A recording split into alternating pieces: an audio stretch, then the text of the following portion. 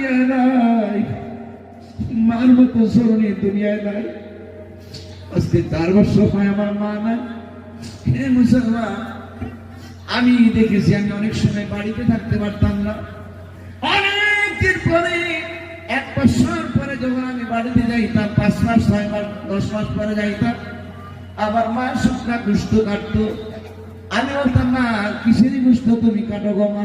মা ডাকতে বলতো, বাবা নেই, তোমার বাবা বহু বড় বড় কোরবানি দিয়েছিল, কোরবানির গুস্ত মানে সময় খেয়েছে, তুমি খাও নাই গো বাবা, আমি তোমার জন্য গরুর গুস্ত শুকাইয়া রাখছি, কোরবানির গুস্ত শুকাইয়া রাখছি, আজকে রান্না করেছি, তুমি খাইবা, আমি সাথে খাইব।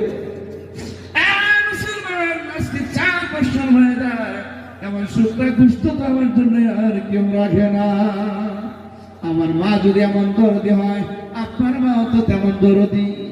এমন দরদি পিতা মাতা যাদের কবরে শুয়ে আছে, তাদের আত্মার মাগফিরাতের জন্য আজকে 5,000 টাকা চাইলাম। 5,000 টাকা, 5,000 টাকা দান করবেন। আপনার শরীরে বেমার ভালো হয় না, মা সালা তো না রে দেখবি, দোয়া করবেন ইনশাআল্লাহ। এই যে 2 জন যুবক দাঁড়াচ্ছেন, বসেন, দয়া করে দোয়া হবে ইনশাআল্লাহ। এটা বসেন, এই ছোট ভাইরা বসেন, একটু তো বুঝে নারায়ে তাকবীর। আইরে মুসলমান, আওয়াজ করে নারায়ে তাকবীর, আরো জোরে নারায়ে তাকবীর। দানকারীর আগমন, শুভেচ্ছায় স্বাগতম, জোরে দানকারীর আগমন। মাশাআল্লাহ, একজন মহিলা মসজিদ বিবি সাহেবা 5,000 টাকা দান করবে। একটু জোরে বলেন সুবহানাল্লাহ।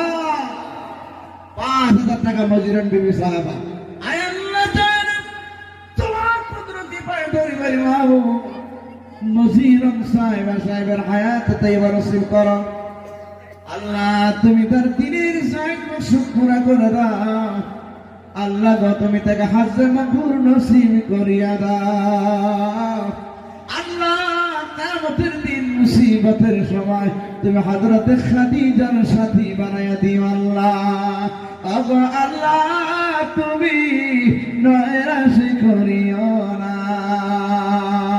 ওগো আল্লাহ, তুমি খালি ফিরাইও না আল্লাহ। তুমি ওই বান্দির পিতা মাতাকে মাফ করিয়া দাও গো আল্লাহ, ভালো দেবে।